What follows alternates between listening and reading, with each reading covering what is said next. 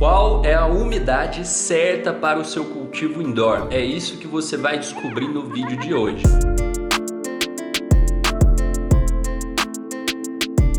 Salve, salve! Para você que ainda não me conhece, o meu nome é Jean, sou fundador da Plantando Bem e hoje eu vou compartilhar aqui com você o que, na minha opinião, é a melhor umidade para você plantar a sua planta. Eu vou compartilhar aqui com você a umidade que eu uso e a umidade que eu tenho experiência de vários anos plantando e de mais de 2.000 alunos plantando em cultivos domésticos, cultivo na sua casa, cultivo que você vai ter ali uma lâmpada, um exaustor, um cultivo indoor simples, beleza? Não estou falando aqui de um cultivo profissional, certo? No método GDV, que é o meu método de cultivo, inclusive eu vou deixar o link aqui embaixo para quem quiser conhecer. No método GDV eu ensino como você pode ficar livre do prensado da maneira mais simples possível. Inclusive é isso que eu vou falar aqui no vídeo de hoje. Como você vai controlar a umidade da maneira mais simples possível. Se você está seguindo o meu método, você vai seguir a umidade que eu vou falar aqui agora. Se você vê outras pessoas falando por aí de outras coisas, por exemplo, tabela de VPD. Se você vê alguém falando por aí de tabela de VPD e você está seguindo o meu método, esquece. No meu método